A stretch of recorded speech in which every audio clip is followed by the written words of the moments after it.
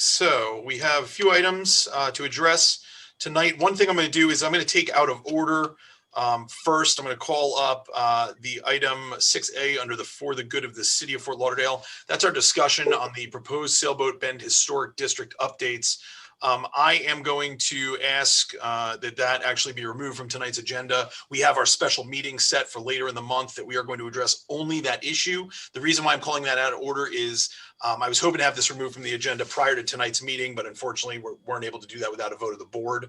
And I don't want any members of the public who might be appearing specifically for that issue to wait around all night only to find out that we're not going to discuss it tonight. So I would entertain a motion to remove that from the agenda for this evening. Again, as that's going to be addressed at our specially called meeting, I think on the 21st, if I'm not mistaken. Yes, it's scheduled for December 21st at 5 p.m. It will also be a virtual meeting.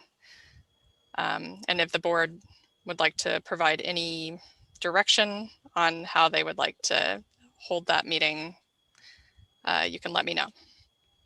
Just to be clear, this is Shari, that at that meeting, there won't be a vote on the item. It's just a discussion. Correct. Yeah. And that's why the item originally appeared on our For the Good of the City. It's informational. The board members, you'll recall, we had some questions, various questions about the information. So we set this special meeting just for us to be able to focus on that one topic because it's pretty voluminous. Mr. Chair, I'd like to move that we move it to the next meeting. All right. So moved by Mr. Marcus. Is there a second? Second. Seconded by Mr. Chavot. And all those in favor signify by saying aye. Aye. Any opposed?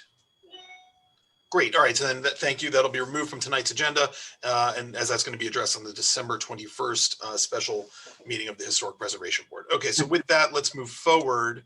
Can I, Chairman? Yes.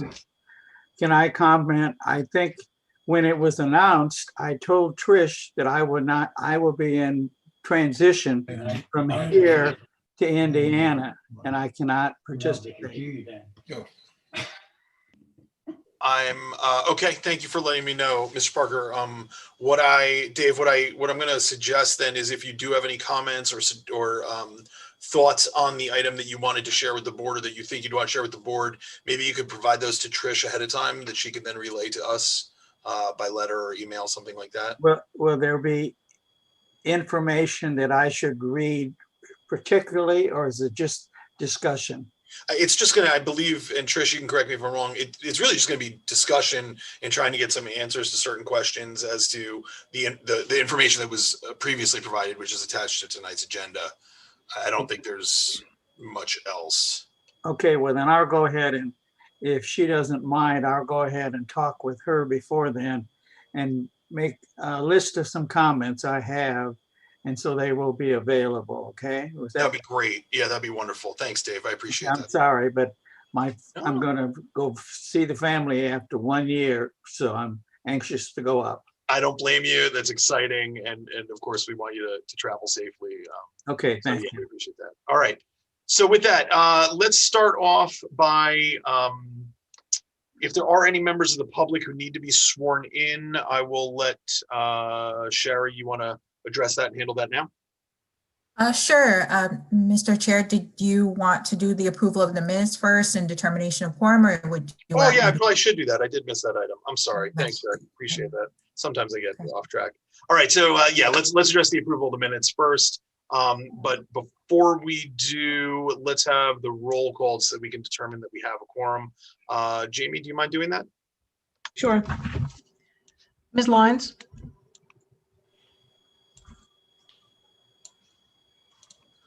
Here. Mr. Marcus? Present. Mr. Carney?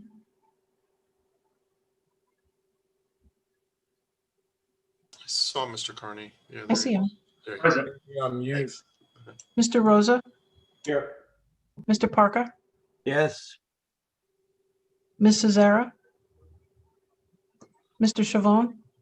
Present. And Chair Blank? I'm here. You have a quorum. Thank you so much. Appreciate that. I would entertain a motion to approve the minutes, assuming that everybody has reviewed the minutes from our November 2nd, 2020 meeting. Are there any changes or modifications needing to be made by any of the members of the board? I'll move to approve the minutes. Thank you. Moved by Mr. Marcus. Is there a second? Second. Thank you so much. Seconded by Mr. Chavone. All those in favor? Aye. Any opposed? All right, the minutes will be approved. So now we'll go to the public sign in and swearing in. So Sherry, I'll let you take the lead to swear in any members of the public who plan to address the board this evening on any of our agenda items. Okay, please raise your right hand. City moderator, can you please unmute the attendees as well? Do you swear or affirm to tell the truth, the whole truth, and nothing but the truth? And this is if you're going to speak to the board at all. I do. Thank you. Thank you so much, everyone. You can all put your hands down and remute yourselves if you don't mind. With that, we'll move on to the next agenda item. It is agenda item 4A, the certificates of appropriateness for demolition and major alterations in case number PLN HP COA 201000001. Let's go through the board and see if there are any disclosures. I'm just going to run through those who I see on my screen in no particular order. So Mr. Marcus, any disclosures? No. Mr. Parker? Yes, I'm sorry. He's on mute. Dave, I need you to unmute. We couldn't hear your disclosure. I'm sorry. Can you hear me now? Yes. Any disclosures on this item? Yes, I went to the site. Thank you so much. Mr. Chavone? I spoke to Andrew Sheen this afternoon. Okay. As did I. I spoke with Andrew Shine. Other than that, I have not been to the site. Ms. Lyons, any disclosures?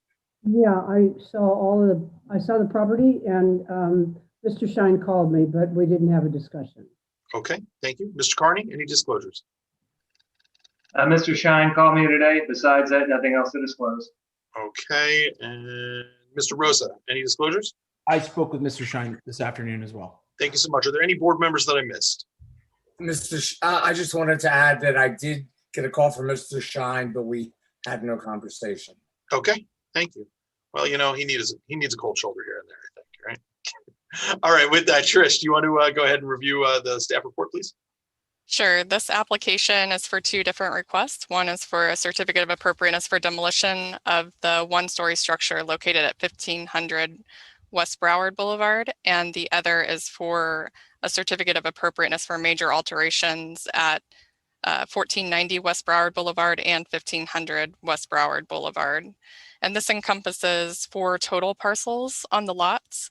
And on the other lot, 1490 West Broward, where there will be major alterations, there's a one-story structure which is currently used as a automotive repair shop. And then 3 other parcels are with the address for 1500 West Broward Boulevard. The one-story structure at 1490 West Broward was constructed in 1973 and was designed by Lester Avery, but it is outside of the period of significance. And the property that's at 1500 West Broward Boulevard was constructed in 1947 as a residential structure, originally designed by Lester Avery, but multiple additions and alterations took place in 1955 with Paul Bradley listed as the architect of record. With those alterations that took place, it did affect the architectural integrity of this property and no longer conveys the historic context of the Sailboat Bend Historic District as it's in its altered state. So this property also is undergoing other reviews that are simultaneous. So it originally originated as a DRC application and will eventually go to Planning and Zoning Board and City Commission for 2 additional requests. One is a rezoning request that will modify 1 parcel from RML 25 to community business, and will also include a vacation of right-of-way application to remove the right-of-way that's between the 2 addresses. And currently that is a right-of-way that is not a through street. There is a dead end at that location.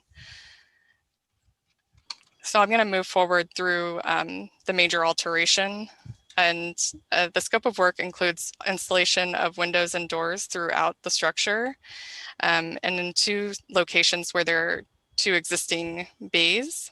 There is going to be 2 new garage doors and then another garage door on the back side of the structure. And then the site plan also includes new landscaping, new paving throughout the site, and construction of a new trash enclosure, as well as picket fencing and metal picket fencing and a high wall along the back side of the property. And I do need to make one correction that's in the staff report. It mentions the addition of a 6-foot high chain link fence along the western property line. It's actually along the eastern property line. Included in the application are also several painted signs for the property. One is located on the pylon structure that is incorporated into the building. And then there's also 4 point of purchase signs located on an existing canopy that's above the entryway on the west elevation, and 4 of the same point of purchase signs that will be located on the north elevation, which faces Broward Boulevard.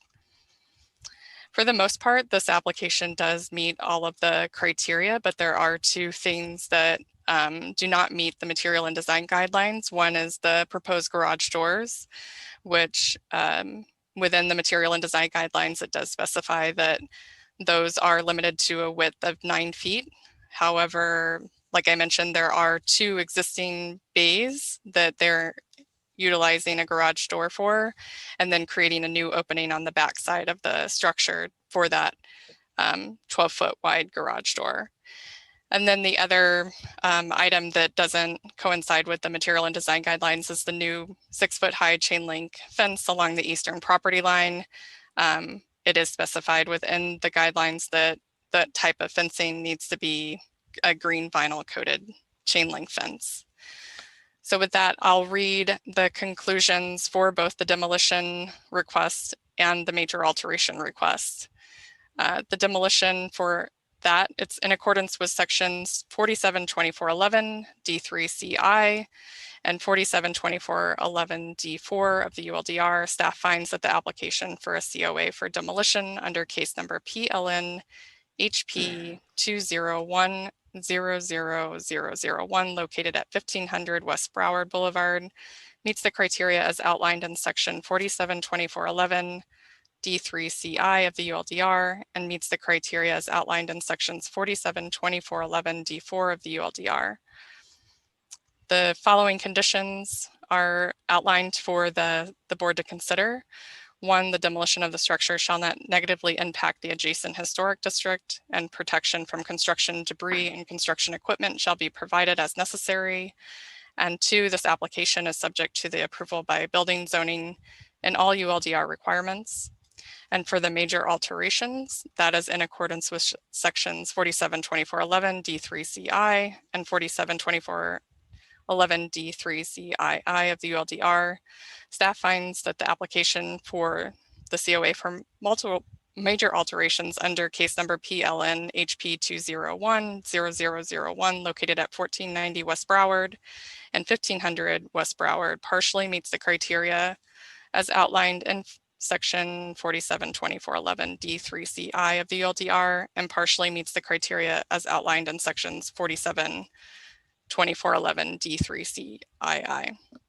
And for conditions of this application that are proposed for the board's consideration is all glass shall be clear with an option of low E, and the application is subject to the approval of building, zoning, and all ULDR requirements. And just as a side note, there was a letter included in your application packet from the Sailboat Bend Civic Association that was in support of this application. And that's all I have. Trish, thank you so much. Is there anybody wishing to appear on behalf of the applicant or the applicant themselves? Mr. Shine, I believe that you would be the representative. Yes, sir. Sir, you have the floor for what? If I'm not mistaken, I think it's 3 minutes. Is that right, Sherry? No, you have. The applicant. That's 15. Oh, sorry. Never mind. 15 minutes. You got plenty of time, Mr. Shine. Go ahead. Promise I won't take 15 minutes. Good evening, Chair, members of the board. Andrew Shine with Lockery and Chalkus here on behalf of the applicant. I will share my screen if you don't mind. See if this works. Usually it takes my computer a little bit to adjust to it, but it should show up in a second. Give him permission.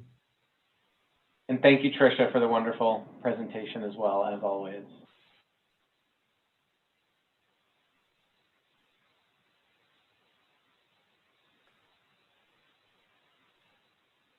Maybe it'll take 15 minutes for my screen to show. Right.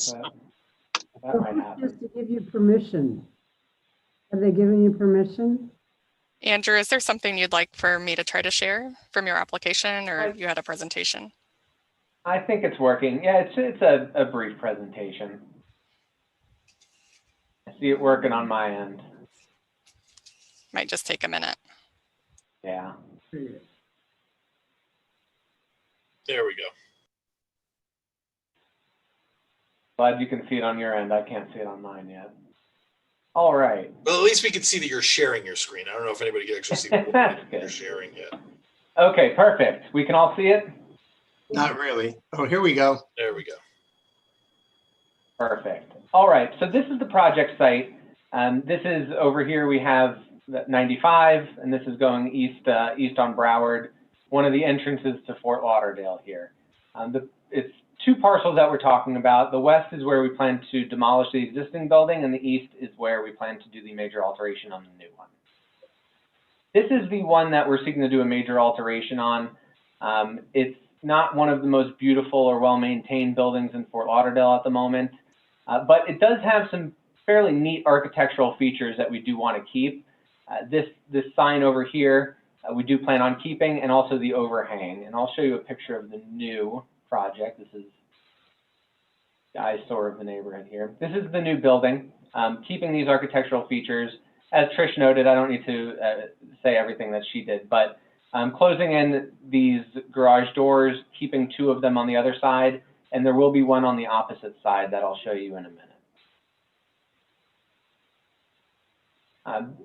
I'll briefly touch on the overall project. This is the end of the road here. The city did block it off maybe 4 or 5 years ago to prevent people from accessing Sailboat Bend from Broward Boulevard. From what we've heard from the neighborhood, it hasn't worked very well. So we do plan on vacating this area and building a masonry wall on this side. We're not building the masonry wall necessarily for, we are building it for aesthetic purposes, but it's actually required under the ULDR for neighborhood compatibility purposes. When you have a commercial use next to a residential use, you have to put at least a 5-foot wall behind it. So we will be doing that and meeting that criteria there. Site again. This is the existing building. Tricia went over the history of the additions that were made to it. We do plan on demolishing this, significantly improving all the landscape buffers around here, and using this for showcasing for boats. Again, it is an entrance to Fort Lauderdale, and we have a very strong marina business here that definitely gives to the city and the tax base here. So we want to keep that going and just really improve this area. This is the overall site plan. You can see we're improving all the landscaping along Broward, really improving the landscape buffer, which there's really no landscape buffer right now between here and the residential area. So we're improving that and over here as well. This is the floor plan for the new building. Right now it's just really a garage with mechanics in it. We want to turn it into more of a showroom. One thing that Tricia did bring up is the 12-foot garage here. It is a glass garage, and you'll see it better in the elevations. The Sailboat Bend design guidelines do limit it to a 9-foot width garage, but those are guidelines, and the board does have the ability to extend a little leeway there. I do believe that it was primarily meant for the residential neighborhood in the width of the garage requirements, but that's not my place to say that, what the actual meaning behind it was. But we are asking for 12 feet because the site can't really function without a 12-foot wide garage. At 9 feet, you can't bring boats in and out. You can't bring a trailer on a boat on a trailer in and out. So for functionality purposes, ownership really does need that 12 feet. Even going down to 11 feet, just it's already tight as it is. But to mitigate it a little bit, it's not facing any right of way. It will be shielded with a landscape buffer. It's facing only a side yard next to the Dunkin' Donuts right now. So that 12-foot is still in the request. And talking about also the chain link vinyl fence, the staff report said west. Tricia and I spoke earlier. It is on the east side. We are proposing a new one, and we're fine with doing the green vinyl coating. So if that can be a condition, that's fine with us. And please feel free to interrupt me if you have any questions along the way. Here are the elevations of the new building. On the bottom here, we have the west elevation facing 15th, and this is the garage door that we're proposing on the east side. And that's all I have for a presentation. If you have any questions, concerns, please let me know. Thank you for allowing me to present tonight. Thank you so much, Mr. Shine. With that, we'll ask, are there any members of the public who wish to be heard on this item? I don't know if we have anybody signed up. Mr. Bronco was signed up for this item. Oh, that's right. And we did let Mr. Bronco in. Mr. Bronco, are you still with us? Yeah, I'm here, but no, I'm here on behalf of the applicant. Oh, okay. Wonderful. Well, thank you for joining us. I give you the opportunity. Anything to add to what Mr. Shine presented to the board? The only thing I would add is the garage door that we were adding is also a glass garage door. So it's not your typical garage door. It actually is a door to allow small vessels to be shown in the showroom. So that was the purpose. So it's a little different. It's not your run-of-the-mill garage door. Gotcha. Thank you so much. Any other members of the public wish to be heard on this item? Okay, hearing none, I will turn to the board. Any questions of either Mr. Shine or Mr. Bronco on this item, or any questions of staff? Could you stop sharing your screen now, Mr. Shine? Thank you. Sure.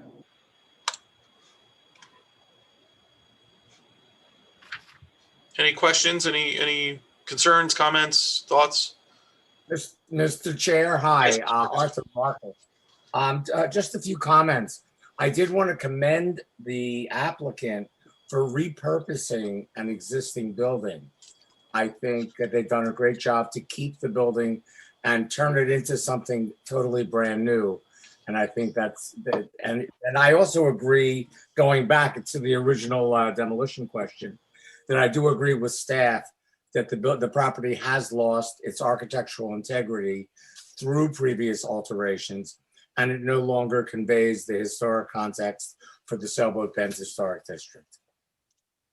And the other thing I just wanted to mention was that I think it will become a much better neighbor to Sailboat Bend in terms of shielding these mainly commercial activities along Broward Boulevard from the residential neighborhood and behind. Points well taken, Mr. Marcus. Any other members of the board wish to address this item at all? I just agree. I agree with everything that Arthur Marcus just said. Great improvement, looking for something that's going to make things a bit better, and nice job, well done. And any considerations that have to be made, inclusive to the 12-foot opening, are in order. Yeah, I would agree, Mr. Chavon. That was something that did not trouble me. And I'll just candidly be open that the reasons that I don't find it troubling, number one, is that it's found in the guidelines, which are exactly that, guidelines, not mandatory requirements. And secondarily, I was even less troubled by it because it's a door that does not face the right of way or public travel. So I find it less concerning even at that point. So if there are any other comments, any other questions, we'll address them. Otherwise, I'd be willing to entertain a motion. Excuse me. I just want to chime in with everyone else. As a resident in this neighborhood, it's going to be a good addition. Agreed. Anybody else want to be heard? You know the language. Well, I'll hear a motion. Anybody want to move? You think it's too complicated. Did we open it up to the public yet? I just We wanted. did. Yeah, Okay. we did. There was no response. We closed that. Okay. So, Mr. Chavone, would that be a motion? I would like to make the motion. I don't know how to do it and be correct in how it's described. To approve this as it appears in our agenda.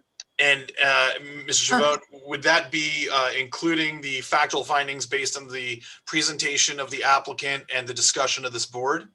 Absolutely. And would it also include the modified condition that the chain link fence be made of green vinyl coating?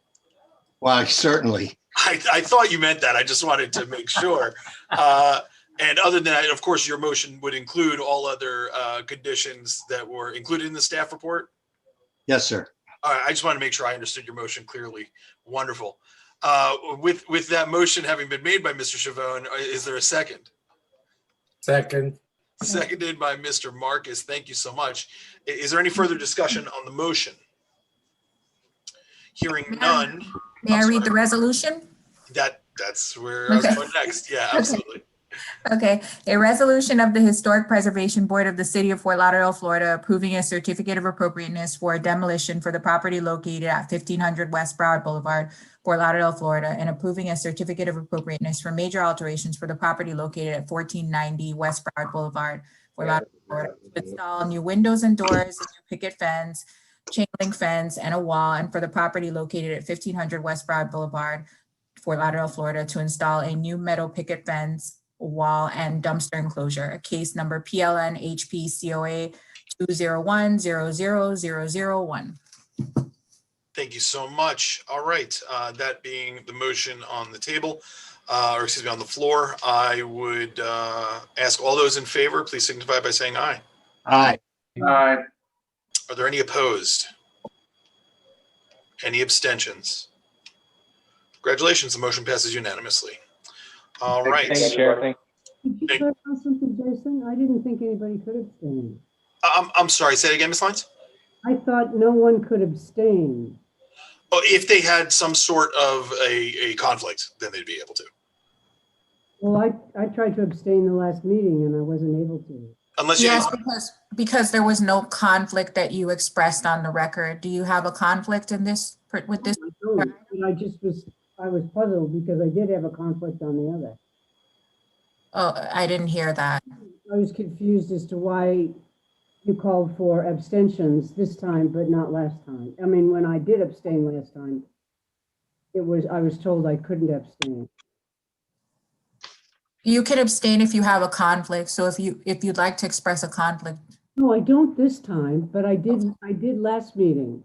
No, well, what you said wasn't a conflict. It wasn't a legal conflict in accordance with statute. Yeah. yeah, correct. It has to be actually a legal conflict of interest that would prevent you from being able to cast a fair vote. So, all right. So with that, congratulations. That item has passed. Let's move on to the next item on the agenda. Certificate of appropriateness for major alteration, case number UPD HP 20003. Certificate of appropriateness for major alteration for a new two-story addition in northwest corner of property. Let's go through the list and see if there are any disclosures. Mr. Chavone, you're first up on my screen. I spoke to no one. I did not drive by. All right, Ms. Lyons. Yes, I go by it and I walk by it all the time. Thank you so much. Mr. Marcus. No disclosures other than I was on the board a few years ago when this also came before us for another phase of the project. Okay, Mr. Parker.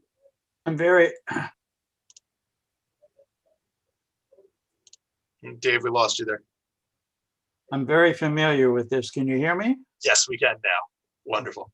Did you any specific disclosures about this specific application? No, I'm very familiar with this property. Gotcha. Mr. Carney? No disclosures. Okay. Mr. Rosa? Drive by. Great. And I too had a drive-by. Other than that, none. I don't think I missed any. Are there any board members that I missed? Don't think so. Great. Trish, you want to go ahead and read staff report? Sure. So this property is located in the Sailboat Bend Historic District, and it's located at 416 Palm Avenue, which is southwest 11th Avenue. This property was constructed in 1937 by architect John M. Peterman, and it has had two previous large additions on it. One that was completed in 2011 and one was completed in 2018. And this is another two-story addition that will be connected to the two previous additions located in the northwest corner of the property. And I forgot to share my images last time during the last case, but the applicant also had his images ready. So you can see on the screen the location, the view of the historic residence in the upper right-hand corner, and then the view from the street, which shows the location of where the addition will go and how you will view it from Waverly Place. Materials that are proposed for the new addition will primarily match those that are found within the existing structure, utilizing a stucco material for the walls, wood outlooks, and wrought iron railings. Some of the windows will also match the adjacent additions. And then there are also materials that differentiate from the previous additions, which include a standing seam metal roof, which is different from the other two additions, and board and batten siding. There's also a turret-esque, I will switch over to the rendering here. There's also a turret-esque corner for this new addition, and it has small square windows that are punctured just below the roof line. And then there will also be, at the ground level for this, will actually be open and will be accessed through multiple archways that are each finished with a soldier course header, and will also provide a parking space. And then on the upper floor, it will be a great room and a bathroom. For the most part, this application does meet all of the criteria within our regulations. The only thing that does not meet the criteria is on the second floor facing Waverly Place, which you can see on the rendering at the corner, are proposed for sliding glass doors. And within the material and design guidelines, horizontal sliders are only permitted on the sides and the rear, but have also been interpreted to mean that they are not permitted in locations that are visible from the right-of-way. So in this case, technically it's not located on the front of the structure, but it is facing Waverly Place. So with that, I will read the summary conclusion. In accordance with sections 472411 D3CI and 472411 D3CII of the ULDR, staff finds that the application for a COA for major alterations under case number UDP-HP20003 located at 416 Palm Avenue meets the criteria as outlined in sections 472411 D3CI of the ULDR and partially meets the criteria as outlined in sections 472411 D3CII of the ULDR. There are a few conditions that staff is proposing for the consideration of the board. 1, all glass shall be clear with an option of low E. And 2, window muttons shall have a raised profile. And 3, the application is subject to the approval of building, zoning, and all ULDR requirements. That's all I have. Thank you very much, Ms. Logan. Is there anybody here on behalf of the applicant or the applicant themselves present and wish to address the board? I am the applicant, Art Bengochia, architect. Hi, Art. How are you today? Doing terrific. How are you all doing? Wonderful. Thank you so much for joining us. The floor is yours. Okay, well, Tricia had shown the pictures that I was going to have her show when I spoke, so it's perfect. The area that we're building over, and the reason that the building is raised up, is that whole area under there is all the mechanical equipment is based under there. There are 6 air conditioning units, a generator down there, and the electric service comes into that area. So this addition actually will hide all that equipment. And it'll also provide another covered parking space for the client. We consider the front of the building to be the waterfront side, which is where the Peterman house is. And she showed a good picture of the Peterman House restoration. It's been totally restored from the outside. And we think it looks really pretty good there. When the addition where the garage doors, which face Waverly, when that addition was approved, that was considered the back of the property. So it's kind of a little bit of a reverse. The waterfront's actually the front, what we consider the front. The Waverly side is actually the rear of the property. My client doesn't have any problems with the initial conditions that were put in about meeting the ULDR and meeting the building department criteria. The one thing which I would like to talk about are the sliding glass doors. We have chosen a sliding glass door that mimics a French door so that it would look like a French door. And if you look at it closely on the rendering, and Tricia, can you put the rendering back up, please? Sure. Just 1 second.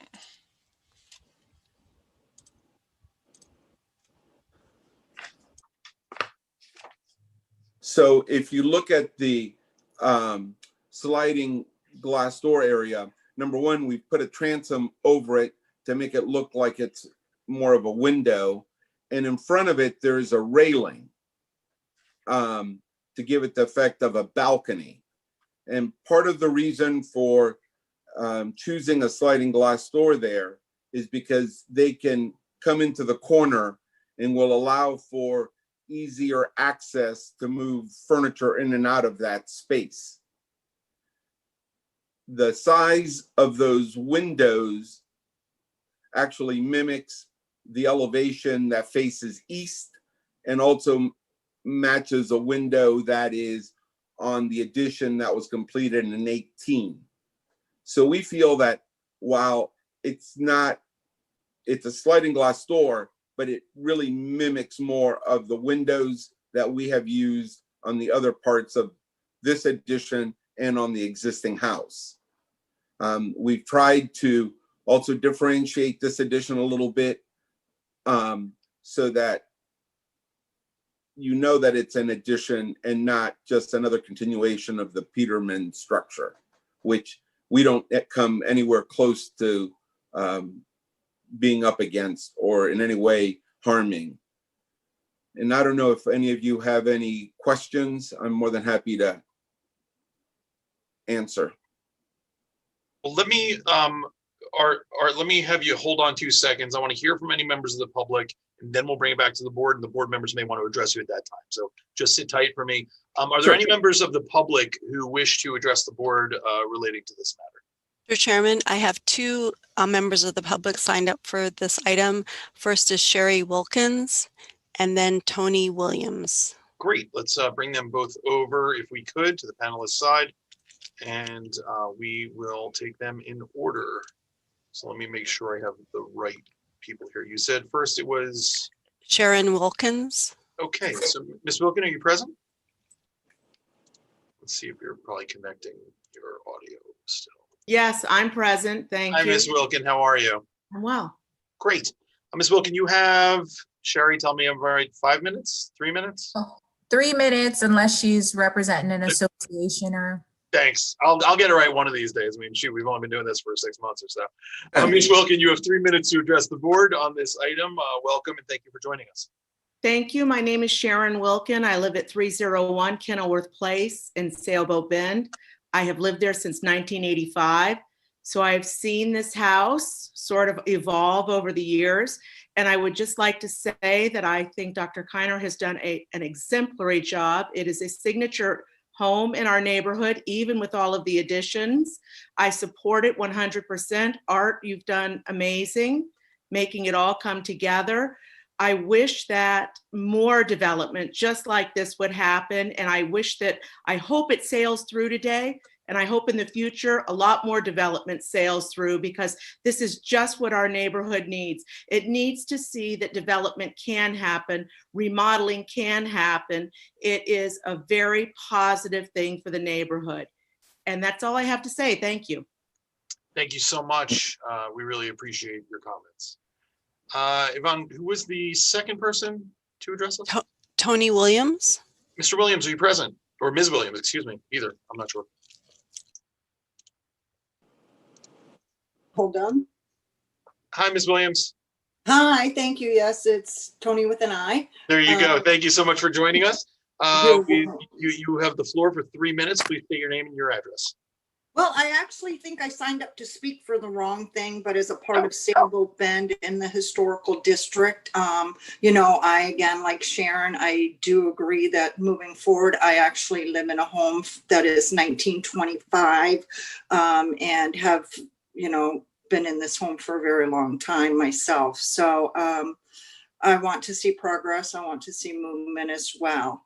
I think the last thing that you were going to speak on, I think you moved it, right? The fourth point, is that what you said? Yeah, the item on the for to get a city. The historic board, yes. Right, yeah, we have a special meeting on the 21st to address and discuss that item as members of the board, yeah. Right, so I was not aware of that, so I was prepared to speak here. Sure. The last time I spoke to you folks was back in February, when we could meet in person, and I came before you because it was going to be either a designation or you were going to not be designated. So at that time I spoke about that. I thought we had made some progress, and then COVID came, and now here we are again, fast forward. So I will speak my mind on the 21st. So, great.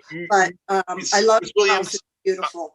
Ms. Williams, I'm sorry to cut you off. Could you do me a favor and just place your address on the record for us, please? Yes, I'm sorry. My name is Tony Williams. I live at 21 Charlie Avenue, also AKA Southwest 8th Avenue in Fort Lauderdale, Florida. Wonderful. Thank you so much. We look forward to hearing from you in the future. Can't wait. Thank you. Have a great night. Thank you. You as well. Any other members of the public wishing to be heard on this item? All right, hearing none, I'll then turn it back to the board for any questions, comments, concerns. I have a comment. Go for it. I just think that Miss Sharon Wilkins summarized it very eloquently. A beautiful job, well done, blends in, nice way to improve things and stay within the parameters of keeping things, working with each other. Hats off to Arthur and his team. And it would be nice if more of this stuff would come around this way and ownership's behind it. What more could you ask for? Thank you, Mr. Chavon. Any other questions for the applicant or comments, concerns by members of the board? Ms. Lyons? Yes, I just was asking, I would like to find out whether the color of the roof is one of your mechanisms for distinguishing it as an addition. Well, the whole material of the roof is different. The existing roof is actually a metal barrel tile. Right. And this is a full metal roof. The coloring is slightly different, still in the same tone. The roof is a little browner, or greeny brown than the roof. So it is a way to differentiate the two. Don't you think it's differentiated enough with the windows? And the sliding glass doors, the sliding glass windows. It seems disjunctive to have the roof such a different color. Well, it could also be the rendering. It reads as green.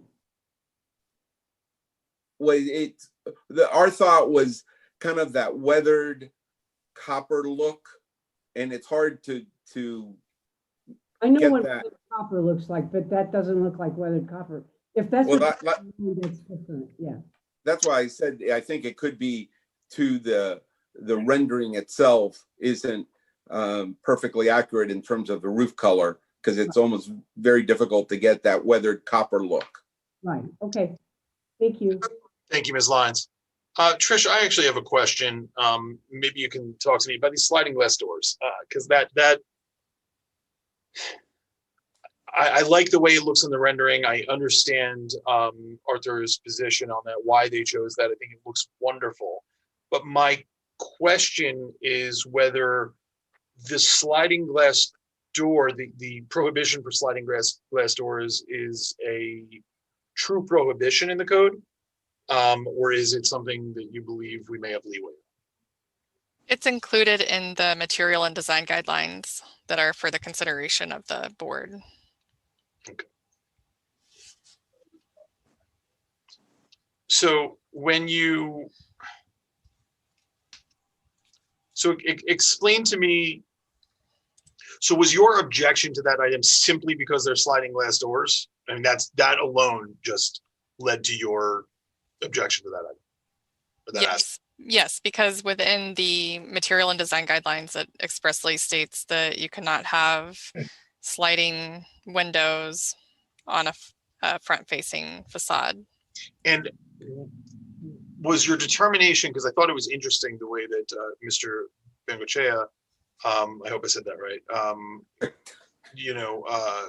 noted that the front of the property actually was facing the waterway.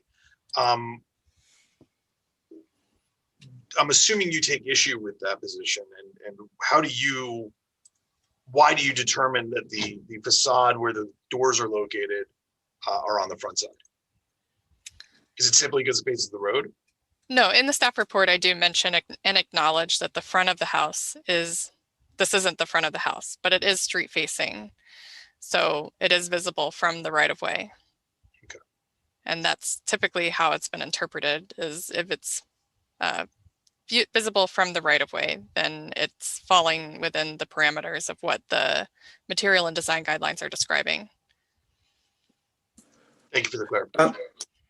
There. Yes, Mr. Marcus. A few quick comments. First, a question for Tricia.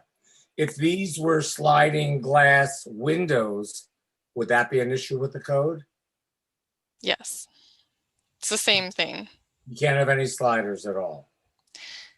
Correct. The way that the ordinance is written is that any horizontal sliders are not permitted to be on like any front elevations, it says, but. And may I ask, what's the reason for this? Do we know? I'm not entirely clear when the ordinance was written, what the rationale was, but within historic districts, typically, utilizing horizontal sliders is not something that is favorable, because it's not, unless it's in line with the architecture of that neighborhood. So if you had horizontal sliders that were prominent and prevalent within a historic district, then certainly that would be allowed. But if you don't typically have that in the styles of architecture that are represented within your historic district, then it's not something that's typically permitted or found favorable. I think Okay. we should weigh the fact that they used a window over the slider as well as a mutton to break it up, because there is some precedent with this board in viewing not just the actual slider, but looking at the general aesthetic that's being provided. And I think by taking away the functionality and to Art's point, they incorporated a balcony. I don't think with your naked eye walking by the street that and you point to that and you say, that's a slider. It just doesn't pin that easily. And furthermore, I mean, this is a personal contention, call it. I don't know why it's so negatively viewed upon. I don't understand it. And I think from what everyone seems to echo, I don't know necessarily that there's a bright line rule as to why it's banned, but I think when you look at the elevation, whether it's the front elevation or not, the visibility is there from the street, but more importantly, it aesthetically works. I think it looks beautiful. I think it looks really, really nice. And to just take it off because the guidelines indicate that horizontal sliders don't work, I for one would be against that. I think it works as a general design, and I would go with it. And I applaud the design. I think it's beautiful. I think it's a really, really nice addition. Thank you, Mr. Rosa. Mr. Parker, this is in your neighborhood. Well, to me, it is very much a nice addition. I'm one of the very few that know what it started out as the Peterson house, very, very small. but all these additions are providing so much more to the neighborhood that I'm very positive on what they're doing. Thank you. Any other comments from any members of the board? Any questions, inquiries, clarifications? With that, I'd entertain a motion on this item.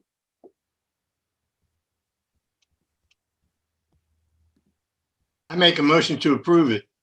And you can help me with that. Read the paragraph on the last page, on page 5, Tim. Page 5, yeah. Ah, I'll spell that hold on on. a second. Oh, Hold on a second. Most of You know, you, well, Tim, while you're looking that up, one thing that I just think that we should note for purposes of the record, and we should make a note of and include in our factual findings of any motion that would be made by Mr. Shimon or anyone else, is that in fact the sliding glass door as proposed, if your motion is going to be to approve, is not found on the front facing side of the home. And I think that could be a key factual finding if this were to be challenged later or for future purposes. I think that's a key. okay. I think I have this covered now. And for all the days that I skipped school, it certainly is showing up now.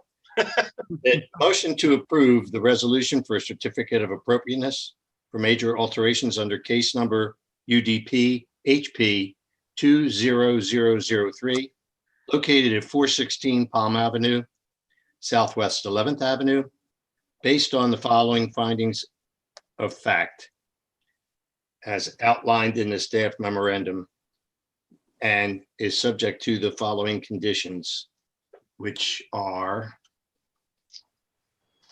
Found right above that. on the recall. Oh, all this stuff up top, summary conclusion? Or, You can go right down to the 1, 2, 3. okay, 1, all glass must be clear with an option of low E. Windows, buttons must have a raised profile, and application is subject to the approval by the building zoning and ULDR requirements. And this approval also includes the sliding glass doors as they appear in the renderings. Great. Is there a second to the motion? Second. Thank you so much. Seconded by Mr. Marcus. Sherry, could you please read the appropriate resolution? Yes, a resolution of the Historic Preservation Board of the City of Fort Lauderdale, Florida, approving a certificate of appropriateness for major alterations for the property located at 416 Palm Avenue, Fort Lauderdale, Florida, to add a new 2-story addition to the northwest corner of the property, case number UDP HP 2003. Thank you so much. Any discussion on the motion? Hearing none, all those in favor, please signify by saying aye. Aye. Aye. Any opposed? Hearing none, any abstentions? Hearing none, thank you so much. The motion Thank you. passes. Thank you. Happy holidays. Same to you. Thank you. Mr. Chair, I wanted to just add one comment that I wanted to give kudos to the owner of the house, Dr. Kiner, who's a former chair of the Historic Preservation Board. Cheers to that. Cheers to that. It is it's really a lovely home, and it's wonderful what Chair Kiner's doing. Indeed. All right. Thank Okay. y'all. So let's see. The next item on the agenda, item 4C, rescission of historic landmark designation, case number UDP HPD 20002. Application for rescission of historic landmark designation of the Phil Resnick House located at 742 Northeast 17th Ave. We'll go through disclosures at this point. Going down my screen, I'll start with myself. I have none. Mr. Marcus? No, I did not. Thank you, Mr. Parker. None. Mr. Chavone? None. Ms. Lyons? I drove by it. Okay, thank you. Mr. Rosa? None. And Mr. Carney? None. Great. I think I caught everybody. Did I miss anyone? All right. Trish, you want to go ahead with your staff report? Sure. Thank you.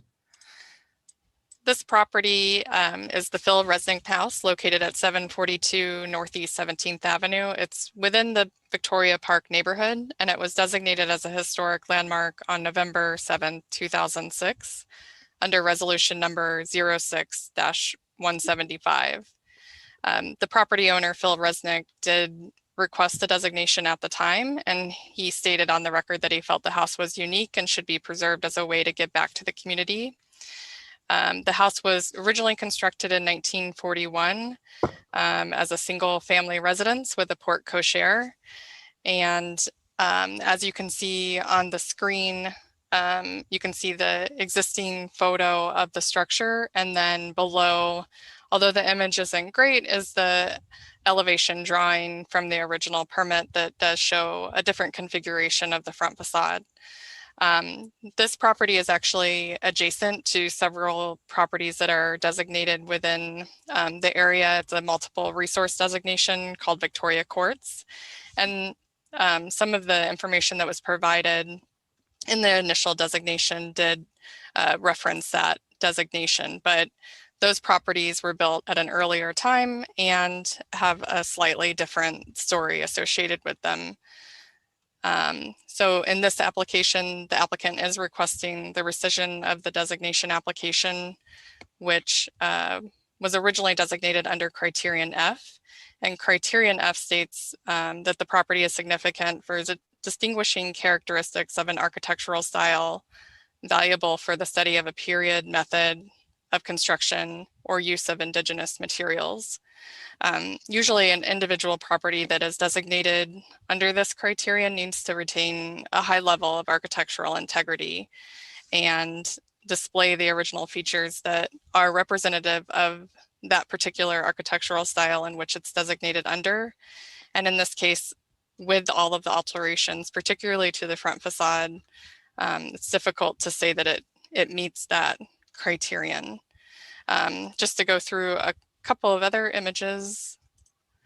This is the rear facade, where you again can see multiple changes that were affecting the architecture that was originally designed. Not as significant as the front facade, but you can still see there's a level of change that has occurred. And then this is one of the sides where you could see the openness of the porte cochere, which is now enclosed, and the board and batten detail at the roof eave that has been removed and then replaced with another board detail. And then this was the original floor plan where you can, within your staff report, you can kind of compare the images and see where those changes have taken place over time, with the porch enclosed on the front, the porte cochere enclosed, and then the back porch enclosed as well. So with that, staff does conclude that the application for the rescission of the historic landmark site designation of the Phil Resnick House under case number UDP-HPD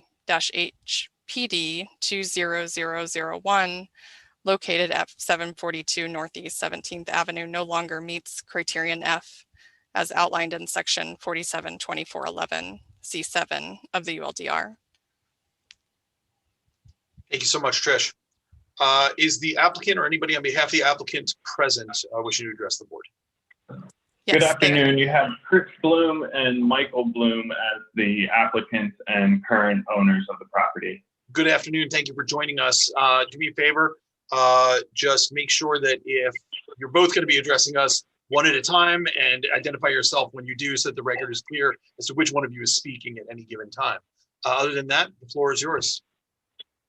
Great, thank you so much. And we first want to thank you for our time in reviewing this case this afternoon. So we certainly appreciate your time, as well as Tricia for providing the staff report and the due diligence behind the case as well. If you don't mind, I would like to share my screen real quick.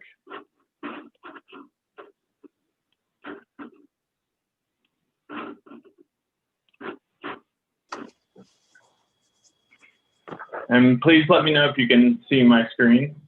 Yeah, we can. Perfect. So we just put together a couple pieces of information that we'd like to walk the board through. First is just a little bit of background about my brother and I. So I, Chris Bloom, and my brother, Michael Bloom, here as well, born and raised in South Florida. So we're extremely familiar with all of South Florida, all of South Florida, but specifically the Victoria Park area. And we're, extremely passionate about South Florida and the local community. So my brother has a small business here local right off Broward Boulevard within the real estate industry and title insurance. I work in corporate finance, but have a passion for real estate as well.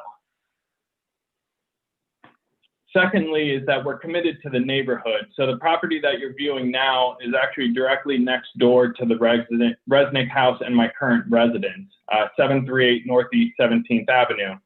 As you can see, over the past 11 months, we've worked hard to revitalize this property while keeping its full integrity and really just improving the overall look of the property, but also the neighborhood as well. Up next is just a couple of images to give the audience a little bit of color about the historic cottages within this small Victoria Court subdivision. So these are a couple of the cottages within the neighborhood, and you can see that they all have similar attributes that make them stand out versus the other houses. So they're all wood framed with side paneling. They all have crawl spaces, so they're built slightly above the ground for elevation. They all have kind of that very pitched and high roof, and you can see they're more in a small square shape.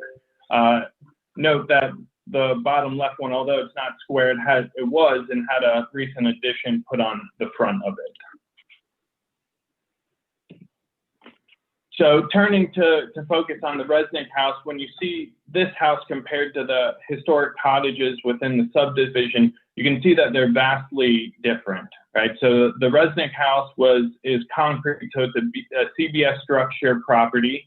You can see that it's stucco on the outside, so there's no wood paneling or any paneling at all running the property. It's built on the concrete slab, so there's no crawl space beneath the property, so it's not elevated. And you can see it has a very low pitched roof, and overall the property you can see is a lot longer. So it's more of a rectangle versus a square shape that the other historic cottages. And then in addition to that, some of the attributes that are no longer on the property are the replaced bay windows up front. So there's no more jalousie windows in the front, and those were replaced in the 60s. The carport and porch area in the front and the porch in the back are both enclosed. All the jalousie windows throughout the property are missing and boarded up. And you can also see that the original decorative wood trim has been removed as well. Just a couple other points, as Tricia had pointed out. The property was built around 20 years after the historical properties that are designated in the subdivision. They were built by a different developer. And you can see that the property itself is a little run down compared to other properties in the neighborhood, and certainly could use a little bit of revitalization to bring it back to its original form. And you can see that, we would be looking to do that as well as, bring it back and restore the property. And, with that, we want to say thank you one last time for letting us speak in front of you, as well as we agree and hope the board moves forward with a recommendation. Thank you so much. Any members of the public wishing to be heard on this item? I do not have anyone signed up for this item. Great. If there are any members who are present who didn't sign up but would wish to be heard, they can go ahead and raise their hand in the Zoom participant box, and we'll get to you. Otherwise, I would turn it back to the board for any questions, either of Trish or the applicant. Mr. Chair, I have a question.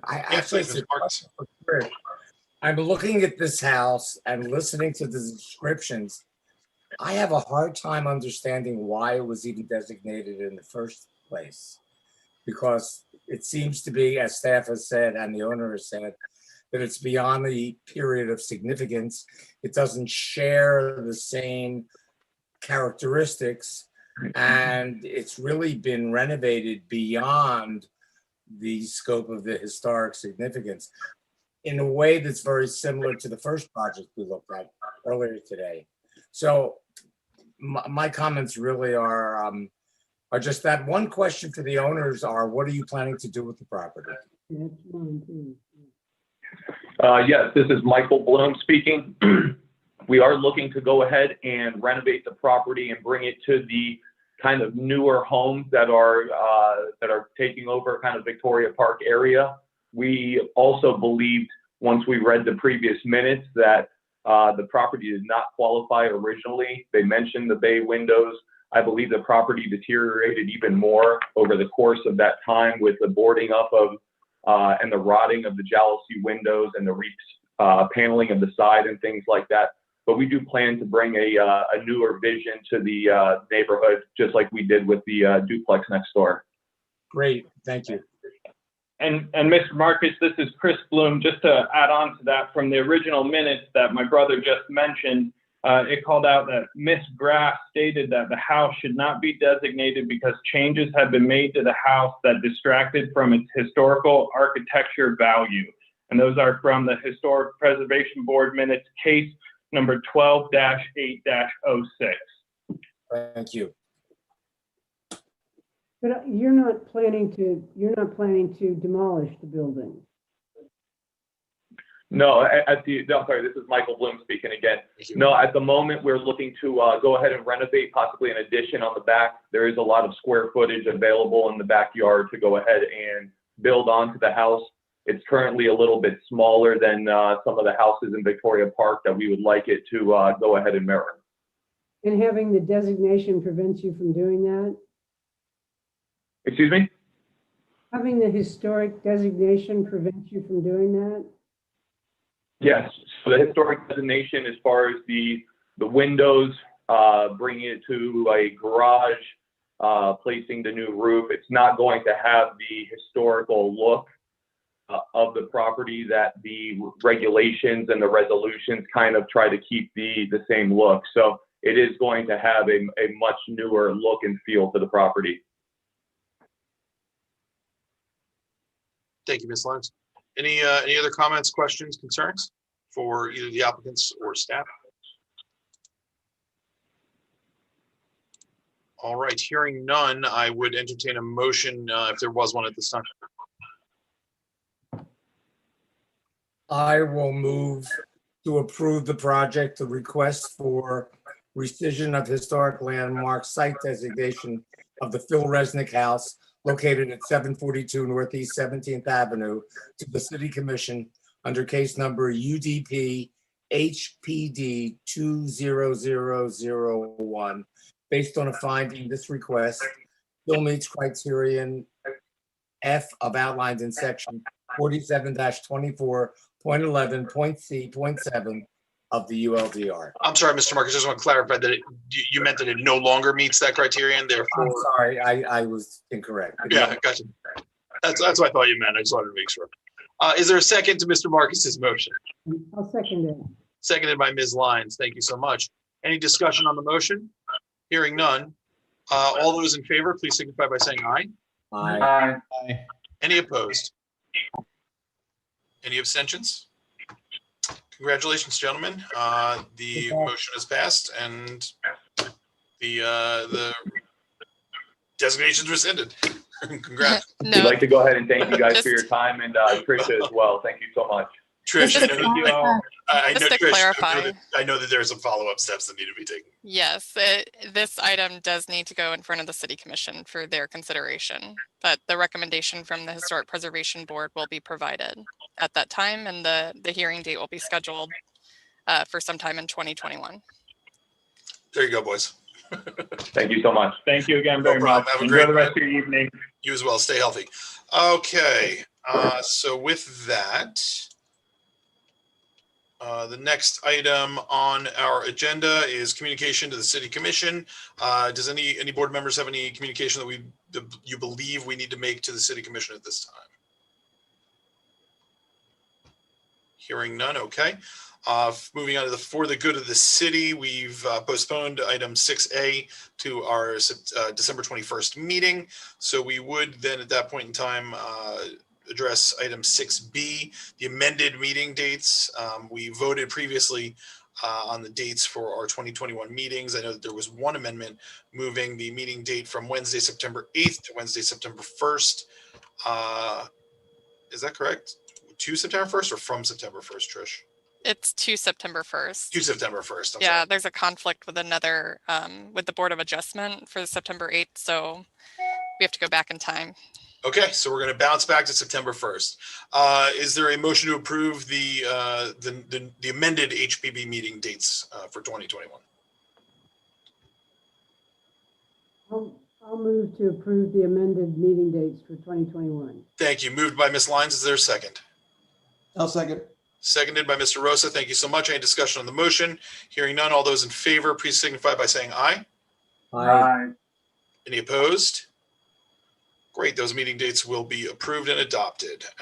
Anything else for the good of the city at this time?